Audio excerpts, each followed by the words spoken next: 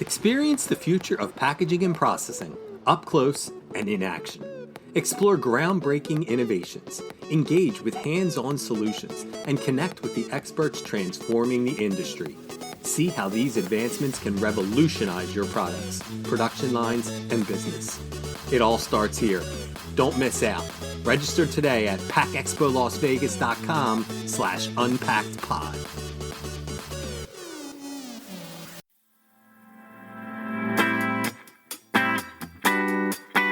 You're listening to Unpacked with PMMI, where we share the latest packaging and processing industry insights, research, and innovations to help you advance your business. Hi, and welcome to another edition of Unpacked with PMMI. I'm your host, Sean Riley. I can recall hearing about sustainability as far back as the mid-2000s. It was the next big packaging buzzword. As we reach the 20s, it is growing out of just processing and packaging, however, and starting to become rooted in our society in general. Countries and companies are vested in incorporating sustainability into their cultures. We at PMMI and the podcast recognized that along with a lot of other societal norms, a pandemic could be extremely detrimental to the progress that companies have made to increase and embrace sustainability. Is sustainability suffering during COVID-19? Do consumers and consumer packaged good companies even care about it among all the challenges they are facing on a daily basis? We speak first with Donna Ritson, president of DDR Communications, about PMMI's report, Packaging Sustainability, a Changing Landscape. Donna provides us a very thorough, overarching view of where the world currently stands in terms of packaging sustainability. That's what you'll listen to today in Part 1. Part 2 of Stumped about Sustainability will follow in a few weeks with our one-on-one with Graham Packaging's Chief Sustainability Officer, Tracy Old. We check in on the global packaging giant's pledge to make its full line of packaging 100% recyclable, reusable, or compostable by 2025. We really hope you'll give both parts a listen.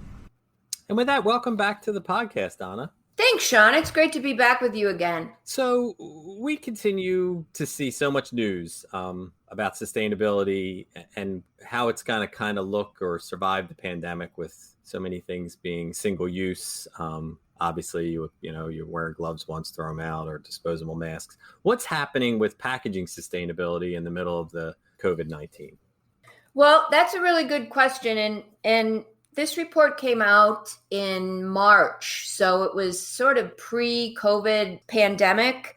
But there certainly are a couple things to consider now that the world has really completely changed earlier this year. We did some recent research to kind of bring this subject up to date. And certainly, like you just mentioned, the consumption of single-use products is across all industries.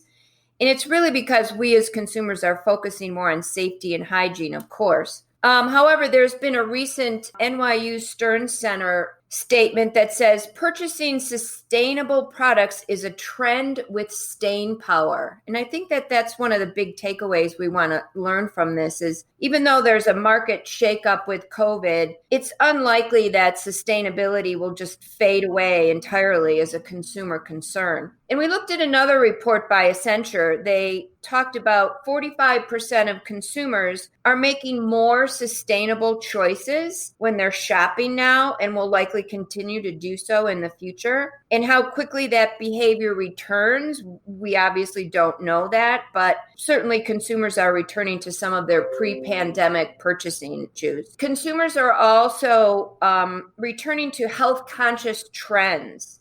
We've really looked at this at the onset of the pandemic and what consumers went through. It's important to understand that health-conscious choices are an important indicator for sustainability. So consumers that we are now making more health-conscious changes, our buying behavior has become more stable.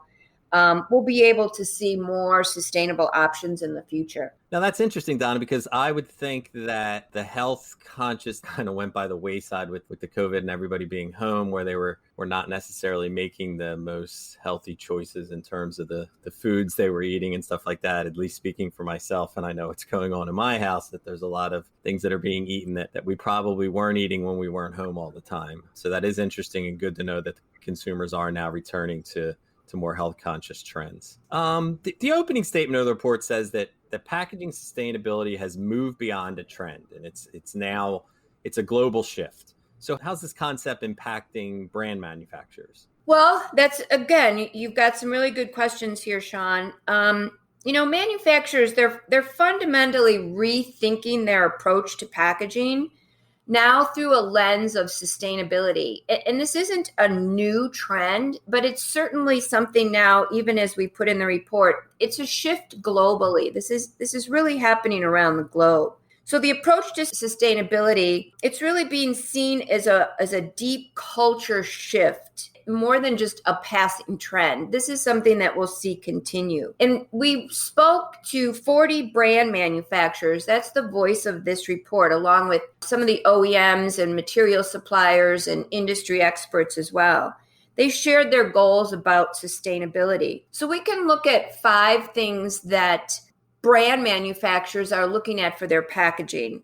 They can reduce packaging waste. They can use materials that are recyclable or compostable. They can move packaging to be more returnable or in a format that's more reusable once we consume the product, and the packaging can be more reusable. They're redesigning packaging to replace non-recyclable materials, and looking at choosing more packaging materials that would be renewable and bring that into the sustainability initiative. However, what really makes this PMMI report so informative for machine builders and material suppliers is that during our interviews with brand manufacturers, we really candidly got from them how these sustainable changes in packaging configurations are actually affecting their machine requirements and performance. And that's something that I'm aware of and that I've heard, and it's always seemed to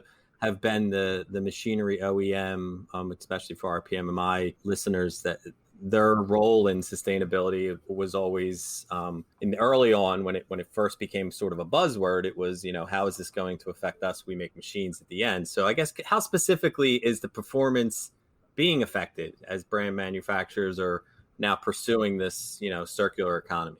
Well, brand manufacturers, they really do understand that they can't just swap out one material for another material, and if the properties are different, and have the expectation that the machine is going to respond properly. So they really do understand that. So they're looking at, as they're changing materials, as they're looking at new formats, there are machine modifications or alterations that need to be made to accommodate these new packaging formats or new materials. So, and it isn't just machine modifications.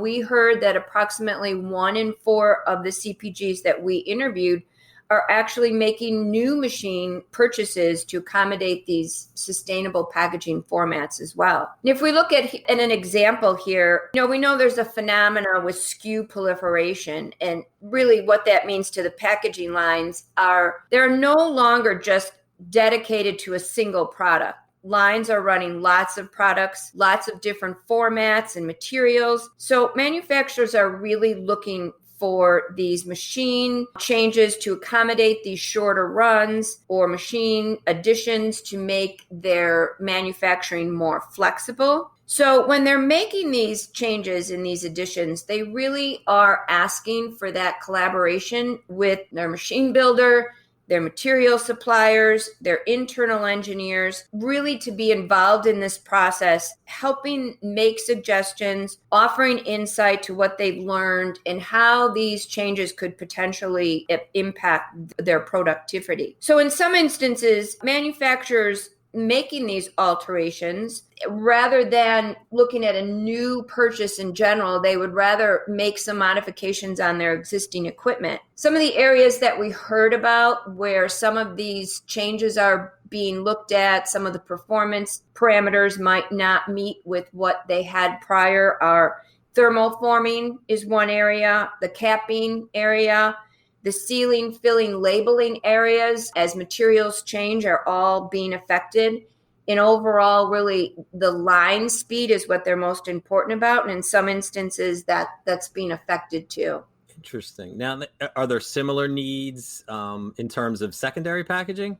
Oh, yes, of course. A lot of the same changes that they're looking at in the primary area, they're really looking also in secondary packaging. They need improved accuracy. They need wider tolerances, particularly handling materials and some of the corrugated materials. As the recycled content of corrugated increases, it changes the parameters and the performance of those secondary packaging configurations. So even if the materials are getting thinner, some of the corrugated material that's getting thinner, or as a result of some of the light weighting going on, it really does have an impact on the machine performance overall. Now we touched on it earlier, but I guess we need to go a little bit deeper into, obviously you did a lot of this research and the report came together before the COVID-19 paralyzed the world for all intents and purposes. What are going to be the drivers of packaging sustainability going forward or in the future as the market begins to return to something similar to our pre-pandemic world? Well, and let's think about that a minute, because let's hope we return to some sort of, as you said, the cliche of returning to normal. I really think we stepped off a platform here with this pandemic that we aren't really going to be looking to return to a normal, because we really have to look at where do we go from here and how do we behave as consumers. And as we said, the consumer, we are definitely one of the drivers of packaging sustainability. Our choices and what we choose to purchase is what really drives the industry. So even though there's still some significant uncertainty that persists now versus in March when we did this report, consumers are slowly returning to some of the more normal buying behaviors that we saw prior to the pandemic. Although, like you said, in your household, there were some changes that went on that maybe the most healthy eating wasn't going on. I think some of that was probably, COVID crazy purchasing and being locked down. But there was some stress eating. We will admit to some stress eating here. Well, I think we can all admit to that, Sean. But some of that now has our normal patterns have returned as we've actually found new patterns in our lifestyle. There's also competitive pressure to be sustainable. Brands have important messages around their sustainable packaging. We've heard that. We've seen that. There are products coming out on the market that actually promote that package sustainability and how their materials have changed and are now helping the economy. And there's environmental advocates that are behind this initiative, and that's certainly not going to disappear. The Plastics Economy Global Committee that's led by the Ellen MacArthur Foundation is very entrenched. There's over 450 company members in that coalition now. Many of them we interviewed in this report. And the members that are joining this initiative are really committed to common goals. And there's a date of 2025, but it's not like a date that's going to come and go and everything will be done. Sustainability is something that will continue to grow. But what they're looking at doing and what they're committed to doing is eliminating problematic or any unnecessary plastics in their packaging and being innovative to ensure that the plastics that we do use in our packaging, which is obvious, but that they're recyclable or they're reusable or they're using recycled materials. So certainly a different innovation in our packaging material initiatives. And then keeping as much of the material as possible out of landfills, so it really does become a truly circular reuse rotation in our economy. And that is really an element that it's educating the consumer, who we are the consumers, on better recycling habits and having that infrastructure available so that we can recycle more. And there's also a general company culture. It's very important that the success of sustainability goals starts at the top.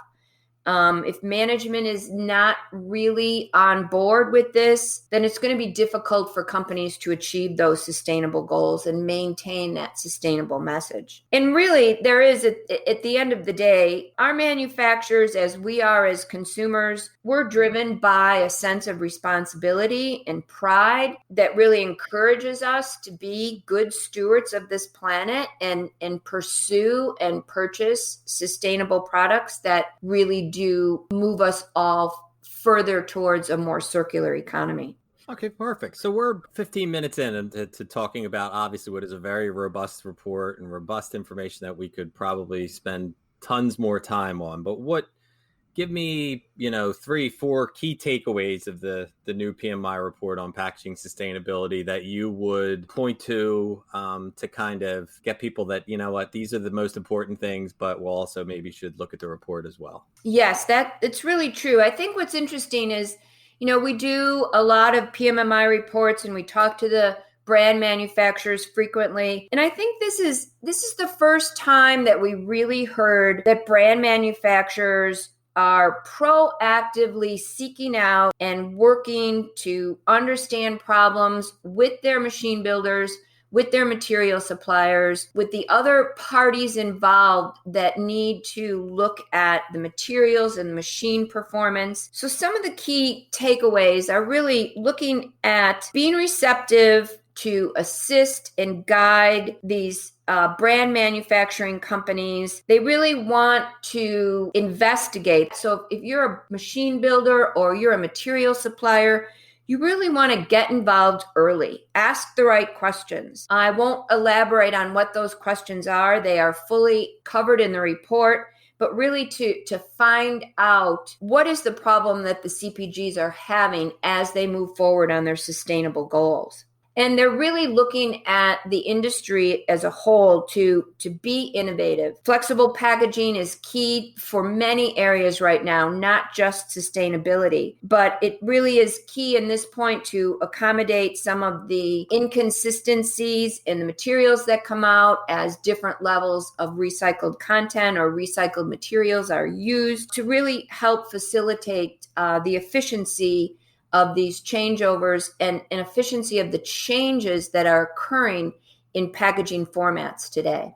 That's fantastic. And obviously, as I said, there's so much more that we can learn about packaging sustainability and how manufacturers are taking steps to achieve sustainability goals that, new ones or ones that they've been developing, and the topics that are shared, particularly with the CPGs and the brand managers in this full PMMI report that talks about the specific machine issues that they're facing when pursuing these sustainability initiatives, as well as, precisely what functional improvements they're looking for.